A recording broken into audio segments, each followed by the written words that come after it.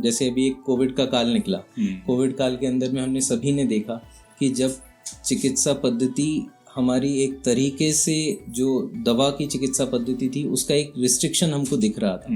ऐसे समय में फिजियोथेरेपी मतलब चेस्ट फिजियोथेरेपी की जो ब्रांच थी वो बहुत उभर के सामने लोगों के लिए आई और न जाने कितने ही लोगों की जिंदगी को बचाई जा सकी। क्या आप right posture, right habits, right exercise और इनके इम्पोर्टेंस के बारे में लोगों को एजुकेट करने का टास्क ले सकते हैं? ये जरूरी है कि लोग फिटनेस को लेकर सही अप्रोच अपनाएं। आप इसे आर्टिकल और लेक्चर्स के माध्यम से कर सकते हैं और मेरे युवा साथी तो रील्स के जरिए भी कर सकते हैं। साथियों, मुझे भी कभी कभी फिजियोथेरेपिस्ट की सेवा लेनी पड़ती है। स्पोर्ट्स में आप देखते हैं कि किसी भी खिलाड़ी को किसी भी समय कोई चोट लगती है, इंटरनेशनल मैच चल रहा है और खिलाड़ी अचानक से चोटिल हो जाता है, ऐसे समय पे ना आप उसे दवा दे सकते क्योंकि वो डोपिंग का पार्ट होता है, ना आप उसकी सर्जरी कर सकते हैं। और क्या इतनी देर के लिए खेल को रोका जा सकता है? नहीं। तो एक ऐसी चिकित्सा पद्धति जो 3 मिनट से भी कम समय में प्लेयर को वापस ग्राउंड पे खिलवा सकती है, उसकी तकलीफ को दूर कर सकती है, तो ये कितना फास्ट काम करती है ये देखिए।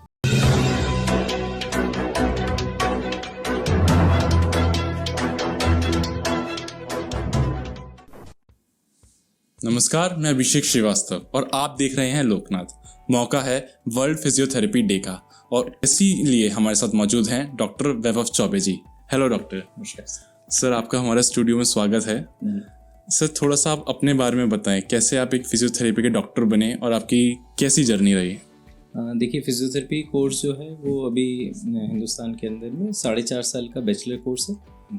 कहीं पर 3 साल का मास्टर्स है, कहीं पर 2 साल का मास्टर्स है। ये अब धीरे धीरे करके रिफॉर्म्स कुछ हो रहे हैं अभी फील्ड के अंदर में। 2001 में केंद्र सरकार ने पहली बार जो एक्ट पारित किया है उसके तहत हेल्थ केयर प्रोफेशनल एक्ट कहलाता है वो, उसमें फिजियोथेरेपी सबसे मेन ब्रांच होकर आ रही है। इसके चलते सारी चीज़ों के नॉर्म्स जो गवर्नमेंट ने बना के दिए हैं, अब उस हिसाब से पूरा एकेडमिक करिकुलम, पूरा क्लिनिकल करिकुलम मैनेज होगा। तो फिजियोथेरेपी कोर्स एक 4.5 साल का बैचलर्स कोर्स है जो अभी 5 साल का होने जा रहा है। फिर 2 साल का मास्टर्स कोर्स है कुछ जगहों पर जो 3 साल का हो जाएगा। तो ये पूरा ही एक मॉडर्न मेडिसिन की ब्रांच है जो कि कंजर्वेटिव मैनेजमेंट के तौर पे इस्तेमाल होती है। जैसे कंजर्वेटिव से मेरा मतलब है बिना मेडिसिन, बिना सर्जरी के जो चिकित्सा पद्धति है। फिजियोथेरेपी का जो हिंदी अनुवाद है उसे हम भौतिक चिकित्सा कहते हैं। भौतिक चिकित्सा मतलब हर भौतिक तरीके से किसी भी बीमारी का इलाज होना। तो भौतिक चिकित्सा का जो कोर्स हिंदुस्तान के अंदर में अभी यूजीसी से गवर्न हो रहा है वो 4.5 साल का बैचलर्स का कोर्स होता है, फिर मास्टर्स होता है। मैंने अपना पीएचडी भी कंप्लीट किया है, तो मेरा पीएचडी स्पाइन पर है। तो ये 5 से 7 साल अलग अलग जगह पर अलग अलग पीएचडी के क्राइटेरिया हैं, तो वो एक पीएचडी कोर्स भी होता है। तो ये सुपर स्पेशलिटी की ब्रांच भी हो रही है धीरे धीरे करके। जैसे आपको मैं जानकारी के लिए बता दूं कि मस्कुलोस्केलेटल ब्रांच हो गई, न्यूरोसाइंस की ब्रांच हो गई, स्पोर्ट्स की है, ऑब्स गायनी में एक ब्रांच कहलाती है जिसे वुमेन्स हेल्थ कहते हैं। पीडियाट्रिक फिजियोथेरेपी का एक मास्टर्स कोर्स होता है। इसके अलावा स्पोर्ट्स में है ही, बाकी स्पोर्ट्स में भी अलग अलग इंजरीज़ के लिए आजकल अलग अलग स्पेशलाइजेशन आ रहा है। जैसे एक हैंड रिहैब ब्रांच आती है, तो उसमें केवल हैंड से रिलेटेड जितनी भी इंजरीज जिस भी तरीके की होंगी वो सारी ट्रीट की जाएंगी। तो वो एक सुपर स्पेशलिटी की ब्रांच आ रही है। तो इसी तरीके से बहुत सारी पेन मैनेजमेंट एक ब्रांच है जो कंजर्वेटिव पार्ट में आता है। एक जैसे ब्रांच होती है पीएसएम जो अपन कहलाता है, प्रिवेंटिव एंड सोशल मेडिसिन का जो पार्ट आता है। इसके तौर पर हमारे उसमें भी एक सोशल रिहैब करके एक ब्रांच आती है, वो भी इसमें आती है। तो इस तरीके से बहुत सारी ब्रांचेस में फिजियोथेरेपी के स्पेशलिटी कोर्सेज हैं, सुपर स्पेशलिटी कोर्सेज, और डे बाय डे भी इंक्रीज होते जा रहे हैं। जी हाँ, बिल्कुल। जैसे जैसे मरीजों में भी अवेयरनेस बढ़ रही है, चिकित्सा पद्धति दिन पे दिन उन्नत होती जा रही है। सर, जैसे कि वर्ल्ड फिजियोथेरेपी डे है, तो इसका इम्पोर्टेंस क्या है और क्या इसके लिए अवेयरनेस प्रोग्राम्स होते हैं? क्या इस बार की थीम है फिजियोथेरेपी डे? देखिए, 8 सितंबर वर्ल्ड फिजियोथेरेपी डे मनाया जाता है। ये पूरे विश्व में फिजियोथेरेपी की चिकित्सा के लिए लोगों को जागरूक करना, इसकी उपयोगिता लोगों को बताना। तो इस कारण से ये एक WCPT कहलाता है, वर्ल्ड कॉन्फेडरेशन ऑफ फिजियोथेरेपी। इसमें पूरे विश्व के अलग अलग देशों के फिजियोथेरेपी की जो एसोसिएशंस हैं, जो काउंसिल्स हैं, वो इसके मेंबर्स होते हैं। ये पूरे विश्व में अलग अलग WHO से कोलैबोरेशन के साथ में एक अलग अलग प्रोग्राम्स चलाए जाते हैं जगह जगह पे, ताकि फिजियोथेरेपी की चिकित्सा की उपयोगिता लोगों तक पहुंचाई जा सके। आज की तारीख में सभी को एक, जैसे अभी एक कोविड का काल निकला, कोविड काल के अंदर में हमने सभी ने देखा कि जब चिकित्सा पद्धति हमारी एक तरीके से, जो दवा की चिकित्सा पद्धति थी, उसका एक रिस्ट्रिक्शन हमको दिख रहा था। ऐसे समय में फिजियोथेरेपी, मतलब चेस्ट फिजियोथेरेपी की जो ब्रांच थी, वो बहुत उभर के सामने लोगों के लिए आई और न जाने कितने ही लोगों की ज़िंदगी को बचाई जा सकी। क्योंकि एक बार जब चेस्ट में, लंग्स में कंजेशन हो जाता है, आप कितनी भी दवा का प्रयोग कर रहे हैं, बिल्कुल वो भी ज़रूरी है, क्योंकि इन्फेक्शन आप जहाँ तक रोक सकते हैं, लेकिन जो इन्फेक्शन हो चुका है, जिस कारण से कफ सिक्रीशंस जमा हो चुके हैं लंग्स में, अब लंग्स खुल नहीं पा रहे, तो ये एक मैकेनिकल प्रॉब्लम है ना। तो ये एक भौतिक चिकित्सा से संबंधित परेशानी है कि आप चाह के भी फेफड़े आपके खुल नहीं सकते। उसके अंदर का इन्फेक्शन तो आप दवा से कंट्रोल कर सकते हो, लेकिन कंट्रोल कर सकते हो, वो सिक्रीशन बाहर कैसे निकलेंगे? तो उनको निकालने के लिए, लंग्स की कैपेसिटी बढ़ाने के लिए, उनकी क्षमता, उनकी कार्य क्षमता बढ़ाने के लिए जो तरीके अपनाए जाते हैं, वो भौतिक चिकित्सा का पार्ट है। तो फिजियोथेरेपी वहाँ पर बहुत अच्छे रोल में है। ऐसे ही स्पोर्ट्स में आप देखते हैं कि किसी भी खिलाड़ी को किसी भी समय कोई चोट लगती है, इंटरनेशनल मैच चल रहा है और खिलाड़ी अचानक से चोटिल हो जाता है, ऐसे समय पे ना आप उसे दवा दे सकते क्योंकि वो डोपिंग का पार्ट होता है, ना आप उसकी सर्जरी कर सकते हैं। और क्या इतनी देर के लिए खेल को रोका जा सकता है? नहीं। तो एक ऐसी चिकित्सा पद्धति जो 3 मिनट से भी कम समय में प्लेयर को वापस ग्राउंड पे खिलवा सकती है, उसकी तकलीफ को दूर कर सकती है, तो ये कितना फास्ट काम करती है ये देखिए। तो कुछ चीज़ें, ऐसा नहीं है कि हिंदुस्तान के लिए ये कोई चीज़ नई थी, भारत के लिए ये चीज़ बहुत पुरानी है। हमारे यहाँ इसको अलग अलग तरीके से इस्तेमाल में लिया गया था, लेकिन चूँकि बहुत समय काल खंड बहुत लंबा रहा, चीज़ें मिटती गई पुरानी, उसके कारण कह लें या जिस भी कारण से कि आगे वो ट्रांसलेट नहीं हो पा रही थी, तो इसके कारण से बहुत चीज़ें हमारे देश से चली गई।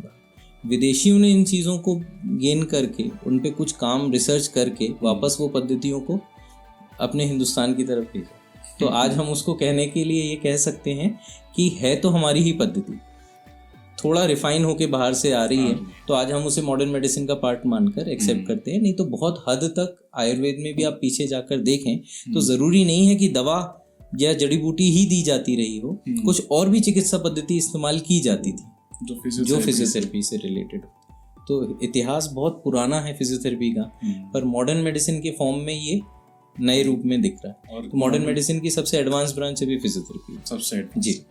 इसीलिए जैसे कि आपने बताया, एक तो टाइम लिमिट इतने शॉर्ट ड्यूरेशन में इफेक्ट देना, वो भी बिना मेडिसिन, ये एक काफ़ी बड़ी अचीवमेंट है, एंड ये सिर्फ हम फिजियोथेरेपी से ही अचीव कर सकते हैं। डॉक्टर, फिजियोथेरेपी बट आज भी काफ़ी लोग ये समझते हैं कि लंबी प्रोसेस है, या डरते भी हैं कि हम कराएं नहीं कराएं, तो फिजियोथेरेपी से रिलेटेड काफ़ी मिसकंसेप्शंस हैं। आपका कहना बिल्कुल सही है। इसका बहुत बड़ा कारण ये रहा है कि फिजियोथेरेपी के लिए मरीज सबसे आखिरी स्तर पर पहुंच जाता है।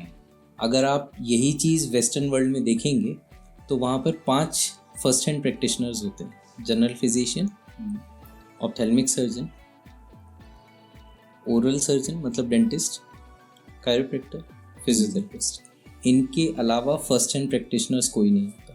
तो जनरल प्रैक्टिशनर्स जो होते हैं वो सबसे पहले मरीज को वहाँ पर देखते हैं। हर एक मरीज, हर एक इंश्योरेंस कंपनी का, हर एक अलग अलग सेटअप्स हॉस्पिटल्स के general practitioners primary health care worker होते हैं, जो कि सबसे पहले पेशेंट को अटेंड करेंगे।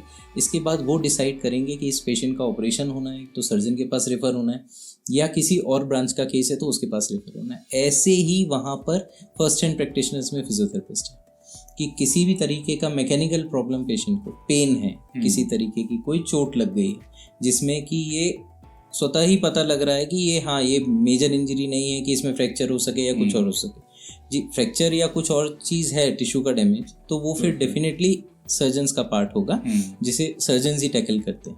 लेकिन अगर वो मैकेनिकल इंजरीज हैं, दर्द से संबंधित कोई चीज़ है, क्रॉनिक पेन की प्रॉब्लम है, तो ये सारी चीज़ें फिजियोथेरेपी के अंदर होती हैं। तो मरीज़ बिना किसी दवा गोली जांच के भी रिकवर हो सकता था, तो क्यों ना उसको ऐसा मौका मिलता। तो ये वहाँ मिलता है, पर अभी धीरे धीरे यहाँ अवेयरनेस धीरे धीरे करके लोगों में आ रही है। केंद्र सरकार भी हमारी अब 2021 में एक बिल पारित हुआ है जिसको हेल्थ केयर प्रोफेशनल एक्ट कहा गया, जिसमें कि भौतिक चिकित्सा का प्रथम स्थान दिया गया है, जिसमें ये एक इंडिपेंडेंट प्रैक्टिस के तौर पे उभरी है। जो अभी धीरे धीरे करके सभी राज्यों को इसका नोटिफिकेशन इशू हुआ है, धीरे धीरे राज्यों में कमेटीज़ बन रही हैं, धीरे धीरे करके सब चीज़ों का गठन हो रहा है, मेंबर सिलेक्ट हो रहे हैं। जब ये पूरा रेगुलराइज हो जाएगा तब ये एक ऐसा कोर्स बनकर आपके सामने आएगा कि जिसमें लोगों को स्वतः ही गवर्नमेंट के हर एक स्तर पर फिजियोथेरेपिस्ट की पोस्टिंग होगी, अलग अलग तरीके से डायरेक्ट ही उसका बेनिफिट पेशेंट को मिलेगा, क्योंकि जागरूकता उतनी ज़्यादा आएगी। क्योंकि सरकारी स्तर पर अगर सरकारी अस्पतालों में, चाहे वो जिला अस्पताल हो या मेडिकल कॉलेजेस हो, जहाँ पर फिजियोथेरेपिस्ट अवेलेबल होंगे, जैसे कि अभी केंद्र सरकार ने किया भी है कि बहुत सी जगहों पर आयुर्वेदिक के डॉक्टर्स भी बिठाए जा रहे हैं, होम्योपैथी के डॉक्टर्स भी बिठाए जा रहे हैं। इसी प्रकार तो फिजियोथेरेपी तो मॉडर्न मेडिसिन का ही पार्ट था, तो इसका तो कंपल्शन पहले भी रहा है, लेकिन बहुत अच्छे रूप से नहीं, अच्छे स्तर पर नहीं पहुँच पा रही थी चीज़ें। तो अभी गाँव से लेकर शहरों तक हर एक स्तर पर फिजियोथेरेपिस्ट अगर आपके लिए सरकारी अस्पतालों में अवेलेबल होंगे तो पेशेंट के पास में एक ऑप्शन है कि वो बिना दवा गोली, बिना ऑपरेशन के भी चिकित्सा करा सकता है, जिसका बेनिफिट उनको मिलेगा। और अगर जितने जल्दी ही वो पहुंचेंगे उन जगहों पर, जैसे आप चोट लगी है, कोई दर्द हुआ है, अचानक से आप बेड से उठ रहे थे, कोई सामान उठा रहे थे, अचानक कमर में दर्द आया, आप बिस्तर से उठे, अचानक पैर में दर्द आया, आप सो के उठे, गर्दन में दर्द आया, कोई काम कर रहे थे, कोई सामान रख रहे थे, उठा रहे थे, गाड़ी चला रहे थे, अचानक कोई तकलीफ होती है आपको, अगर आप पहले दूसरे दिन पर ही किसी फिजियोथेरेपी के चिकित्सक से परामर्श करते हैं तो आप निश्चित ही मानिए आपको किसी प्रकार की ना जांच की ज़रूरत पड़ेगी, ना दवा गोली की ज़रूरत पड़ेगी, ना किसी ऑपरेशन की ज़रूरत पड़ेगी, आप स्वतः ही ठीक हो जाएंगे। तो फिर इन बीमारियों को क्रॉनिक या लंबे समय तक चलने वाली बीमारी क्यों बनाना है, जब ये एक छोटे रूप में ही ठीक की जा सकती थी। ऐसा नहीं कि फिजियोथेरेपी में हम इसको एडवांस स्टेज में ठीक नहीं कर सकते, बिल्कुल कर सकते हैं, लेकिन एडवांस स्टेज में फिर समय ज़्यादा लगेगा, क्योंकि आपके शरीर की एक क्षमता होती है किसी भी चीज़ को भरने की। तो वो हीलिंग प्रोसेस जिसको आप कहते हो, अगर वो क्रॉनिक केसेस के लिए है तो ये मतलब समय लगेगा ही उसको ठीक होने में। फिर कहा जाता है कि फिजियोथेरेपी लंबा जाता है ट्रीटमेंट। अब 2 साल से आप दर्द में थे, दवाइयाँ खा रहे थे, आराम नहीं मिल रहा है, दर्द में चल रहे हैं, दर्द में काम कर रहे हैं, तो कहीं ना कहीं आप इन चीज़ों को, शरीर को एक एडेप्टेशन में डाल रहे हैं। अब धीरे धीरे करके उस एडेप्टेशन से बाहर आना है, नेचुरल वे में उस मांसपेशी को या उस टिश्यू को काम करना है, तो वो समय थोड़ा सा उस प्रोसेस में। लेकिन अगर ये एक्यूट कंडीशन होगी, जैसे आज या कल में लगी है, 1 हफ्ते में लगी, तो उतना ही जल्दी रिजल्ट आपको मिलेगा। जिसका एक एग्जांपल मैंने आपको स्पोर्ट्स से रिलेटेड दिया कि फील्ड पर चोट लगने के तुरंत बाद ही अगर इलाज होता है तो दोबारा से हो भी सकता है उस प्लेयर को ज़रूरत ना पड़े, या अगर ज़रूरत भी पड़ी तो वो बहुत जल्दी दोबारा से फील्ड में आ जाएगा। इसका भी उदाहरण आप क्रिकेट के मैचेस चल ही रहे हैं, आपने देखा कि 2 हमारे स्टार बॉलर्स अभी बहुत लंबे समय से टीम से बाहर थे, अब वो वापस टीम में आए और उनका परफॉर्मेंस देखिए। इसके पीछे भी हमारे ही एक साथी हैं, उनका ही बहुत बड़ा योगदान रहा है, जिनका काफ़ी नेशनल न्यूज़ में आपने देखा होगा, उनका इंटरव्यूज़ वगैरह आए हैं। तो इसी तरीके से हर एक फील्ड में आप आईसीयू के अंदर में पेशेंट्स देखते हैं, पेशेंट वेंटिलेटर पे है, पेशेंट ऑक्सीजन सपोर्ट पर है, या बेड रिडन है, अनकॉन्शियस है, हेड इंजरी का पेशेंट है, इन सब के कॉम्प्लिकेशंस आप बचा सकते हैं। फर्दर जो इन चीज़ों से उसको कॉम्प्लिकेशन हो रहा है, जैसे बेड सोर हो सकता है, डीवीटी हो सकता है, चेस्ट के कॉम्प्लिकेशंस हो सकते हैं, ये सारी चीज़ें फिजियोथेरेपी चिकित्सा से मैनेज की जा सकती हैं और पेशेंट की बहुत अच्छी रिकवरी आती है। इसका एक उदाहरण कोविड में भी आपने देखा ही है कि किस तरीके से जो सांस की बीमारियां थी, तो अल्टीमेटली WHO को वीडियो गाइडलाइंस जारी करना पड़े थे कि आप फिजियोथेरेपिस्ट से कंसल्ट कीजिए और जल्दी से जल्दी इस सांस की तकलीफ़ों से बाहर आइए। तो लंग की कैपेसिटी बढ़ेगी तो स्वतः ही ऑक्सीजन का ज़्यादा कंसंट्रेशन ब्लड में आएगा, उतना जल्दी आप रिवाइव कर रहे हैं। मतलब फिजियोथेरेपी सिर्फ सेपरेट अपना काम नहीं कर रहा है, जो हमारे मेडिसिन डिपार्टमेंट है उसको भी और हेल्प कर रहा है जल्दी रिकवर। मैंने आपको पहले ही कहा कि ये मॉडर्न मेडिसिन का पार्ट है। जब मॉडर्न मेडिसिन की एक ब्रांच है ये, तो कहीं ना कहीं तरीका और तकनीक सब कुछ ही एडवांस है। तो हमारा काम उन्हीं मरीजों पे अच्छी रिकवरी लाने में सपोर्ट करने का भी। तो हम उन्हीं बीमारियों में, उन्हीं तकलीफ़ों में जिसमें मेडिसिन के हमारे चिकित्सक काम कर रहे होते हैं दिन रात, उन्हीं का एक सपोर्ट हम सिस्टम बन के डेवलप होते हैं और मरीज़ की बेहतरी के लिए दोनों ही जन मिलकर एक अच्छी दिशा में काम करते हैं।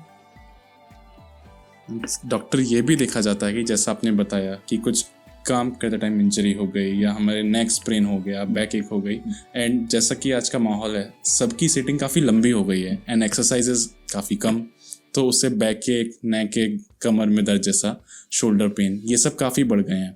तो फिर भी काफ़ी पेशेंट्स होते हैं, ठीक है देख लेंगे। इन पेशेंट्स के बारे में आप क्या कहना चाहेंगे? देखिए, कभी भी इन चीज़ों को निगलेक्ट नहीं किया जा सकता। अगर आप निगलेक्ट करेंगे तो कहीं ना कहीं आगे जाके आप परेशानी में जाएंगे। ये वही पेशेंट हैं जो कहते हैं कि अब 2 साल से मुझे नेक में दर्द था, पर इतने लंबे समय से मैंने इलाज लिया, पर फिर भी फिजियोथेरेपी इलाज लेने के बाद भी मैं बहुत कम आ रहा हूँ। तो 2 साल बहुत लंबा समय है किसी टिश्यू को लगातार डैमेज करने के लिए। आप 2 साल से उस टिश्यू को डैमेज कर रहे थे और आज भी कुछ चीज़ें मना करने के बावजूद भी आप नहीं उन चीज़ों को फॉलो कर पा रहे हैं, क्योंकि वर्क कल्चर इस तरीके का हो गया। तो आधुनिकता का कहीं ना कहीं कुछ ड्रॉबैक तो होना ही था, तो वो नेगेटिव होना ही था। लेकिन अगर इसको हम एक सही दिशा की तरफ ले जाएं तो हम इसको बहुत पॉजिटिव वे में कर सकते हैं। क्योंकि अगर आज आप पैदल घूमना एक जैसे दिनचर्या का एक हिस्सा बना लें, कि जैसे आप ऑफिस जा रहे हैं या कहीं आपको समय नहीं मिलता है कि आप कहीं वॉक कर सकें या कोई एक्सरसाइजेस कर सकें, कोई तकलीफ नहीं, पर आप ऑफिस तो जाते ही होंगे, आप कहीं ना कहीं काम से तो जाते ही होंगे। तो दिन का कुछ समय आप हैबिट बना लें कि दिन में 1 बार 2 बार कम से कम आप पैदल ज़रूर चलें। ये एक हो जाएगा। दूसरा है, आप डीप ब्रीदिंग एक्सरसाइजेस होती हैं कुछ, जिनको आप योग में चाहें योग में कर सकते हैं। प्राणायाम, योग एक बहुत अच्छी चिकित्सा हमारे यहाँ है। तो ये स्वस्थ रहने का तरीका है योग, सबसे बड़ी बात। तो योग भी हम भी रिकमेंड करते हैं कि लोगों को दिनचर्या में योग करना है। लेकिन जो मरीज तकलीफ में है वो पहले तकलीफ के से निजात पा लें, इसके बाद वापस से स्वस्थ जीवन के लिए आप योग कर सकते हैं। तो जो प्रॉब्लम है पहले उसे सॉल्व कर लीजिए। तो जल्द से जल्द आप फिजियोथेरेपी चिकित्सा लेकर उसे सॉल्व कर लें प्रॉब्लम को, और फिर आपकी नॉर्मल जिंदगी जिए। तो लोगों को ये समझना पड़ेगा कि खान पान का समय, तरीका ये बदलना ज़्यादा ज़रूरी है। आज आप कोई भी लेक्चर या कोई भी चीज़ अटेंड करते हैं तो आपको हर जगह फास्ट फूड नहीं खाना चाहिए, ये नहीं खाना चाहिए। बिल्कुल मैं एग्री करता हूँ इस बात से 100% कि आपको ये सब चीज़ों से बचना चाहिए, जंक फूड से बचना चाहिए। क्योंकि हमारी भारतीय सभ्यता में जो खान पान, रहन सहन का तरीका है, इसको एक तरीके से इतने वाइड स्प्रेड पॉपुलेशन, मतलब पॉपुलेशन को इतना ज़्यादा लेवल तक पहुंचाने के लिए कोई क्या कर सकता था, तो उन चीज़ों को लोगों ने रिलीजन से जोड़ दिया। जैसे फास्टिंग एक बहुत अच्छा उदाहरण है। तो एक उपवास रखना कोई धर्म की बात नहीं है, उपवास रखना स्वस्थ रहने की पद्धति है। अगर आप उपवास नहीं रखते हैं महीने में 2 बार, या मतलब जैसे 15 दिन में 1 बार उपवास आ रहा है, तो आप 15 दिन में 1 बार या 2 बार आप फास्टिंग नहीं करते हैं, तो आप डाइजेस्टिव सिस्टम को रेस्ट ही नहीं दे पाते लगातार। आप क्योंकि स्ट्रेसफुल जिंदगी है तो डाइजेशन पहले ही आपका हैम्पर्ड है। इसके अलावा आप फिर कुछ भी मिल जाए, रास्ते में मिल जाता है, उठाया, थोड़ा सा खा लिया, भूख लगी है, तो इस तरीके की पद्धति से बार बार जो आप खा रहे हैं, तो डाइजेस्टिव सिस्टम को ना तो आप आराम दे पा रहे हैं, जिससे कुछ विसरल डिस्फंक्शन आप डेवलप करते हैं, हाइपर एसिडिटी हो रही है, कॉन्स्टिपेशन हो रहा है, जिससे फिर दूसरी बीमारियां डेवलप हो रही हैं। तो ये जो दिनचर्या आज की तारीख में आप बनाई हुई है लोगों ने, ऐसा नहीं है, सबका कहना ये रहेगा कि नहीं ऐसा नहीं हो पाता, टाइम नहीं मिलता। आपको अगर आपके शरीर के लिए दिन का 10 मिनट नहीं मिल रहा है तो ये सोचें कि हम किस दिशा में जा रहे हैं और किसके लिए काम कर रहे हैं। एक समय आएगा जब शरीर काम करने से मना करेगा, तब आप क्या करेंगे, और तब यही काम कौन करेगा आपके लिए। इससे अच्छा है कि थोड़ा सा शरीर का ध्यान रखते हुए हम एक स्वस्थ जीवन शैली की तरफ बढ़ें। रोज़ाना वॉक करें, रोज़ाना कुछ एक्सरसाइजेस करें, खान पान का ध्यान ये रखें कि समय का विशेष ध्यान कि आप किसी भी समय कुछ भी नहीं खाना। तो जो जैसे आयुर्वेद में भी कहा गया है कि हमारे जो पुरानी सबसे प्राचीनतम चिकित्सा पद्धति वही है, उसमें भी खान पीन की तरफ एक बहुत कुछ कहा गया कि आप सुबह और शाम या सूर्यास्त से पहले खाना खाइए, वो बहुत ज़रूरी है। 2019 नोबेल जिनको मिला है उन्होंने भी यही चीज़ बताई। तो आज मॉडर्न मेडिसिन भी उसी तरफ मुड़ रहा है, क्योंकि ऐसे एविडेंसेस सामने आ रहे हैं, ऐसी चीज़ें, ऐसी रिसर्च सामने आ रही हैं कि जिनके बाद पता लग रहा है कि शाम को सूर्यास्त के बाद, मतलब सनसेट के बाद 7 बजे के बाद डाइजेस्टिव एंजाइम्स डिप्लीट होने लग जाते हैं, एक्टिविटी में भी और नंबर में भी। तो फिर डाइजेशन कैसे होता है? अब आप रात के 10 बजे 11 बजे ऑफिस से आके खाना खा रहे हैं, तो आप क्या कर रहे हैं अपने शरीर के साथ में, आप देखिए, क्योंकि वो खाना पचेगा तो कभी भी नहीं, आपके लिए फ्रूटफुल कभी नहीं हो सकता। मतलब उससे जो चीज़ें, जो जूसेस निकलना चाहिए, जो शरीर को काम आएंगे, फिर आप किसी दिन ब्लड टेस्ट कराते हैं तो पता लगता है ये चीज़ों की हमारे शरीर में कमी है। हम तो खाना पूरा खा रहे हैं लेकिन हमारे शरीर में ये फिर भी कमी आ रही है। तो शरीर की गलती नहीं, आप खा गलत समझ रहे हैं तो कैसे पचेगा? तो ये सब चीज़ों को ध्यान में रखते हुए आपकी जीवन शैली बनाना चाहिए, जो एक स्वस्थ की मतलब स्वस्थ जीवन शैली की तरफ आप बढ़ सकेंगे इन चीज़ों को। सर, गवर्नमेंट भी इसमें काफ़ी स्टेप्स ले रही है, जैसा कि आपने बताया, अभी फिजियोथेरेपी डिपार्टमेंट के लिए भी गवर्नमेंट ने काफ़ी स्टेप्स लिए हैं। बट ऐसे डायरेक्ट स्टेप्स जो पेशेंट्स को हेल्प करेंगे, उस टाइप के जो स्टेप्स गवर्नमेंट ले रही है, आप उस बारे में क्या कहना चाहेंगे? नमस्कार। फिजियोथेरेपिस्ट हर परिस्थिति, हर उम्र के लोगों के सहयोगी बनकर उनकी तकलीफ दूर करते हैं। आप मुश्किल के समय में सिंबल ऑफ होप बनते हैं, आप सिंबल ऑफ रेजिलियंस बनते हैं, आप सिंबल ऑफ रिकवरी होते हैं। क्योंकि जब कोई व्यक्ति अचानक इंजरी या एक्सीडेंट का शिकार हो जाता है तो उसके लिए ये केवल फिजिकल ट्रॉमा नहीं होता, ये एक मेंटल और साइकोलॉजिकल चैलेंज भी होता है। ऐसे समय में फिजियोथेरेपिस्ट केवल उसका इलाज नहीं करता बल्कि उसे हौसला भी देता है। साथियों, अक्सर मुझे भी आपके प्रोफेशन से, आपके प्रोफेशनलिज्म से बहुत प्रेरणा मिलती है। साथियों, कहा जाता है कि सबसे अच्छा फिजियोथेरेपिस्ट वही होता है जिसकी जरूरत मरीज को बार बार महसूस ना हो। यानी एक तरह से कहें तो आपका प्रोफेशन ही आपको आत्मनिर्भरता का महत्व सिखाता है। एक फिजियोथेरेपिस्ट जानता है कि प्रोग्रेस तभी संभव है जब डॉक्टर और जिन्हें फिजियोथेरेपी की जरूरत है दोनों मिलकर काम करें। फिजियोथेरेपी की सबसे पहली शर्त है कंसिस्टेंसी। आमतौर पर लोग जोश में 2-3 दिन 4 दिन तो एक्सरसाइज कर लेते हैं, लेकिन उसके बाद धीरे धीरे उत्साह कम हो जाता है। लेकिन एक फिजियो के रूप में आप जानते हैं कि कंसिस्टेंसी के बिना रिजल्ट नहीं मिलने वाले। आप सुनिश्चित करते हैं कि जरूरी एक्सरसाइज बिना किसी गैप के हो। ऐसे ही कंटिन्यूटी और कन्विक्शन देश के लिए भी जरूरी होते हैं। मुझे खुशी है कि हमारी सरकार ने इस अमृत महोत्सव में देश के सभी फिजियोथेरेपिस्ट को वो उपहार दिया जिसका वो 75 साल से इंतजार कर रहे थे। ये इंतजार था फिजियोथेरेपी को एक प्रोफेशन के तौर पर मान्यता देना। आप सभी का ये इंतजार हमारी सरकार ने खत्म किया। National commission for allied and health care professionals bill लाकर हमें आप सभी का मान सम्मान और बढ़ाने का अवसर मिला। लेकिन मेरा आपसे एक आग्रह भी है। यह आग्रह आपके कॉन्फ्रेंस की थीम से भी जुड़ा है और फिट इंडिया मूवमेंट से भी संबंधित है।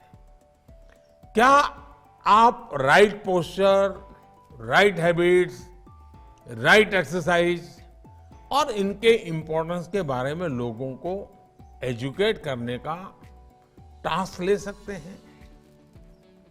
ये जरूरी है कि लोग फिटनेस को लेकर सही अप्रोच अपनाएं।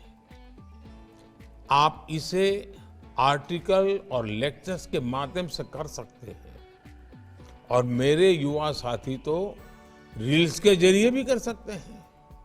साथियों, मुझे भी कभी कभी फिजियोथेरेपिस्ट की सेवा लेनी पड़ती है। इसलिए मैं अपने अनुभव के बाद आप सभी से एक और बात कहना चाहता हूं। मेरा अनुभव है कि जब फिजियोथेरेपिस्ट के साथ योग की एक्सपर्टीज जुड़ जाती है तो उसकी शक्ति कई गुना बढ़ जाती है। शरीर की जो कॉमन प्रॉब्लम्स है, जिनमें अक्सर फिजियोथेरेपी की जरूरत पड़ती है, उसका समाधान कई बार योग में भी होता है, आसनों में भी होता है। इसलिए आपको फिजियोथेरेपी के साथ साथ योग भी आता होगा तो आपकी प्रोफेशनल पावर बढ़ जाएगी। साथियों, एक विषय टेलीमेडिसिन का भी है। आप सभी को वीडियो के द्वारा कंसल्टिंग के तौर तरीके भी डेवलप करने चाहिए। कई बार ये बहुत ज्यादा मददगार साबित होता है। जैसे अभी तुर्की में इतना बड़ा भूकंप आया है, सीरिया में भी उसका असर है।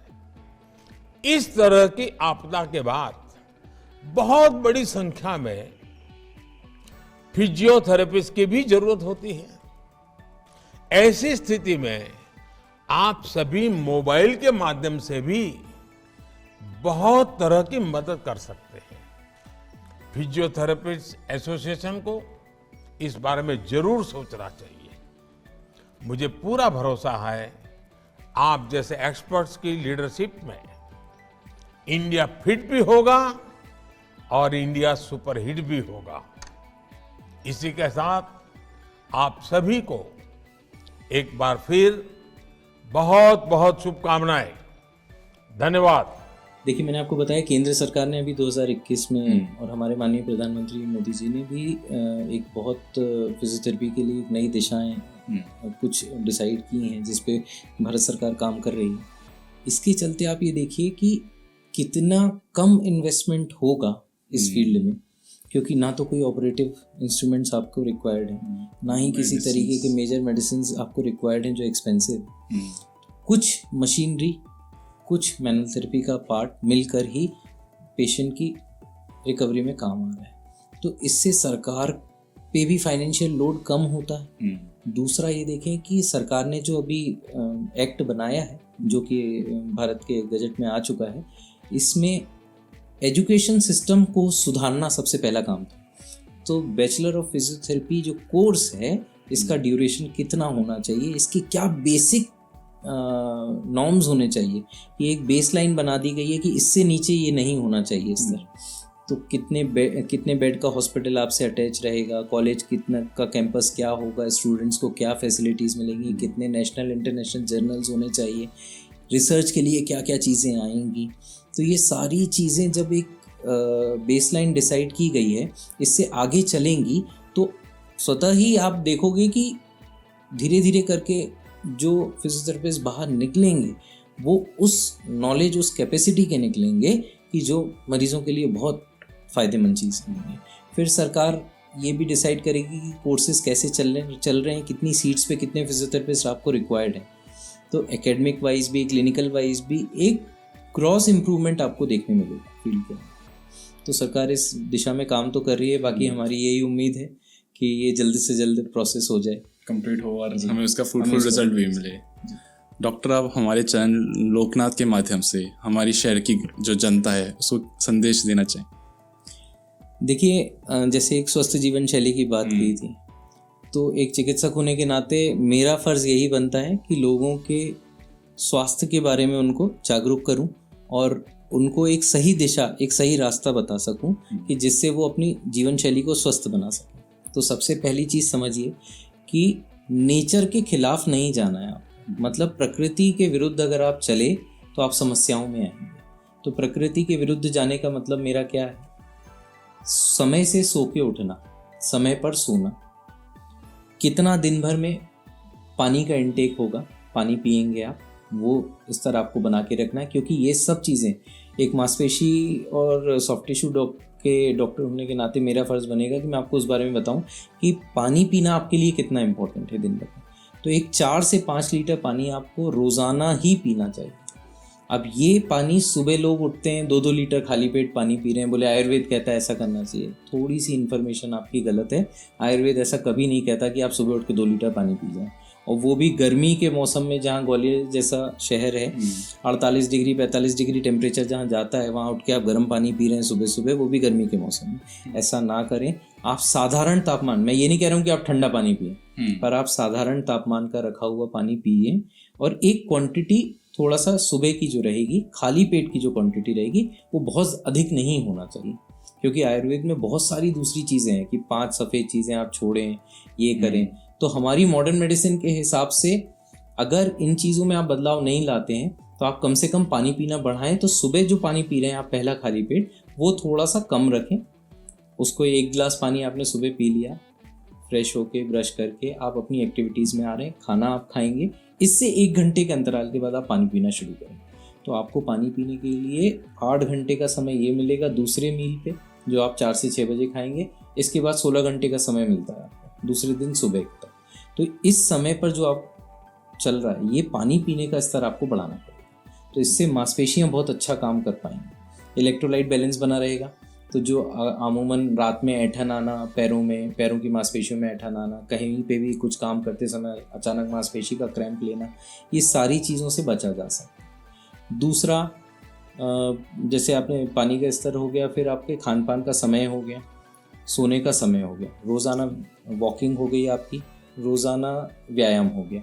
इन चीज़ों का अगर आप मिश्रण रखते हैं अपने जीवन में, तो मुझे नहीं लगता कि फिर आपको किसी तरीके की चिकित्सा की आवश्यकता पड़ेगी। परंतु इसके बावजूद कभी किसी तरीके की चोट लग जाती है, कोई जर्क लग जाए, कोई मांसपेशी की परेशानी आ जाए, दर्द आ जाए, तो आप तुरंत ही नज़दीकी फिजियोथेरेपी चिकित्सक से संपर्क कर सकते हैं। वो आपको बिना किसी दवा, बिना किसी गोली, बिना किसी ऑपरेशन के इस दर्द से निजात दिलाने में सहायक रहेंगे। Thank you so much doctor, आपने इतनी वैल्यूएबल इन्फॉर्मेशन हमारे साथ शेयर करी। Thank you. ऐसे ही वीडियोस को देखने के लिए आप हमारे YouTube चैनल को सब्सक्राइब करें। साथ ही हमारे अन्य सोशल मीडिया प्लेटफॉर्म्स जैसे कि Facebook और Instagram को भी आप फॉलो कर सकते हैं।